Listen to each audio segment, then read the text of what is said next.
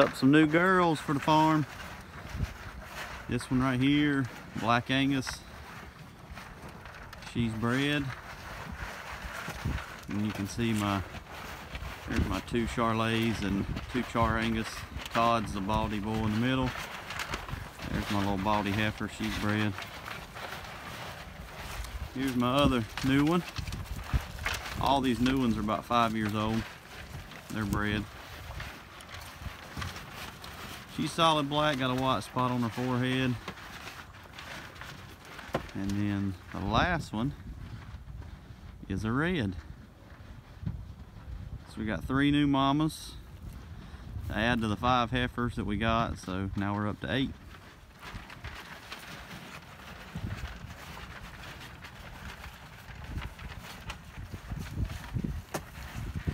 All 3 of these new ones should calve in May or June, and then the 5 heifers, they'll calve in probably sometime the middle of October.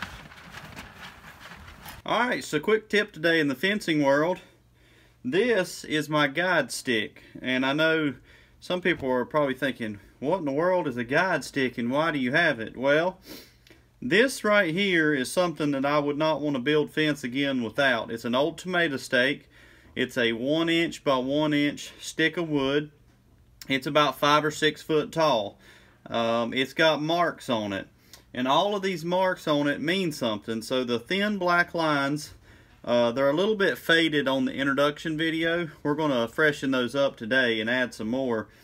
But the thin black lines represent my fence wires, or the height of the fence wires. And those wires are where I would like to put my insulators on my fence posts whenever I'm screwing those on. So the way I use this stick is I just measure from the bottom, and I measure up and I put a line at each of my fence wire spots. Now for my fence, I used a 5-wire fence, and I did my fence wires at 12 inches, 22, 32, 42, and 52. So each of these marks, that's what that represents.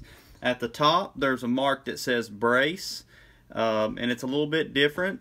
That is where my brace pins go. So it easily allows me to walk up to a post and find out exactly where everything goes. So let's freshen these marks up, and we're going to add some new ones.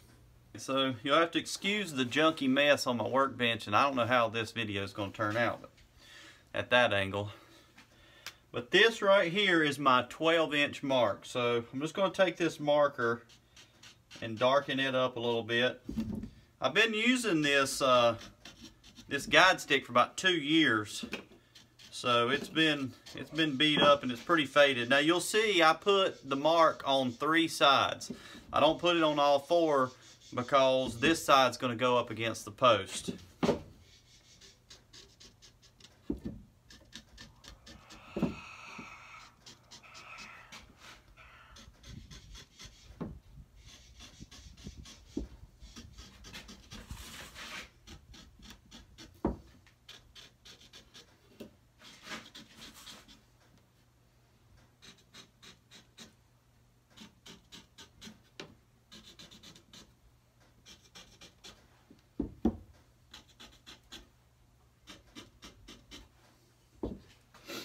Okay, so I'm going to add some marks, and you probably think, well, why are you adding marks? Well, there's a reason for that. My kids are into riding sheep and doing rodeo events, and so we're looking to get a couple sheep for them to practice on.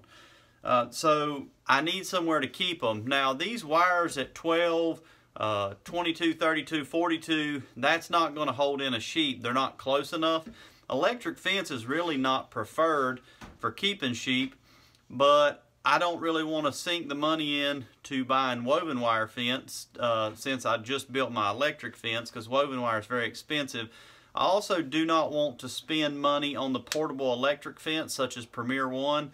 I have nothing against Premier One. Everybody seems to like it, but by the time I buy the Premier One fence big enough for a couple sheep, and I also buy the charger, then I could just make some additions and adjustments to my current electric fence and have a much better product. I will probably end up spending on a charger in the Premier One fence to do enough room for 3 or 4 sheep, probably $500–600, maybe $700. I can take that same amount of money and I can add wires to my current electric fence. That does a couple things for me. Instead of having maybe an acre of fence with the Premier One that I have to move around, and that I also have to make sure that I take the water to the sheep, I can add some additions to my current fence and I will have about 6 or 7 acres of fenced in pasture with a creek that runs through it, so I don't have to make sure the sheep are getting water. They'll have a creek. I also don't have to worry about moving the fence around because it's going to be 6 or 7 acres. There will be plenty of land for them, and I don't have to buy another charger. I also, this fence that I have now is a more permanent style fence and not portable like the Premier One, so I don't have to worry about replacing it every few years. So what I'm going to do, like I said, electric fence is not preferred, so I'm going to try to make these as tight as possible so we at least deter the sheep from trying to go through it. So like I said earlier, my fence wires, they start at 12 and then they're every 10 inches. So I'm going to put a wire between all of these. So what that will mean is I will have a wire at 6, 12, then I'll have a wire at 17, 22, 27, 32, 37, and 42. So for 3.5 feet, I'm going to have wires every 5 to 6 inches. I'm going to put all those wires on a separate switch, so I'll be able to turn those wires on and off. If I want to use them, I can. If I don't want to use them, I won't. The other thing this is going to do for me is when the kids get out of riding sheep in a few years, or if this just simply does not work at keeping the sheep in, this is going to make the ideal place for my cows to have calves. Having fence wires every 6 inches or so is going to make this fence, I'm not going to say it's going to be impenetrable for a calf or a cow, but it's going to make it extremely difficult for those sneaky little calves that don't understand the electric fence yet to get out. So this project will serve me in multiple ways. So let's go ahead and add our new marks for our fence wire. This really just helps give me a system and a process of doing things instead of holding a ruler and trying to hold the insulator and the ruler there and find out where the insulator goes, or trying to go to every post and holding a ruler up against every post and marking the lines. This is just much simpler and much easier. It makes the process a lot faster, and ultimately that's what we're trying to do with fence. Fence work's not fun, so if we can make things easier, that is the end goal. And here's just a quick example of the brace pin. So if you look, you have the top insulator that is marked and screwed in there. The brace pin is here. See, the center of the brace post is on that line, and then down here you have your second one. You can't really see in there to the brace pin, but on the post I marked this brace post. I marked it inside of here at this line, and then I just screwed and put my brace pin in there. You can see the end of the 10-inch brace pin hanging out there. We'll go over that later on in the year. I'm going to build some H braces and some other things. I'll show you guys a little bit more detail on how I do that, but this is the guidepost that I use to find those spots.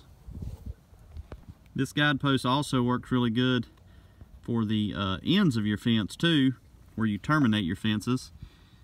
And you can see this is how I did my ends, the same way as I did my line posts. I just hold the guide stick on the end post and just go down through here marking. Then I can drive my staples where I need them to be. And we'll go over how I terminate my ends as well. Had another farmer show me a unique way to do it that saved me a little bit of money and saved me some time, allowed me to pre-make my ends, and a lot of times use my scrap wire to do that. And I think it was a little bit cheaper than buying the rubber that you normally put insulated rubber tubing around these, and this right here will last much longer than rubber will.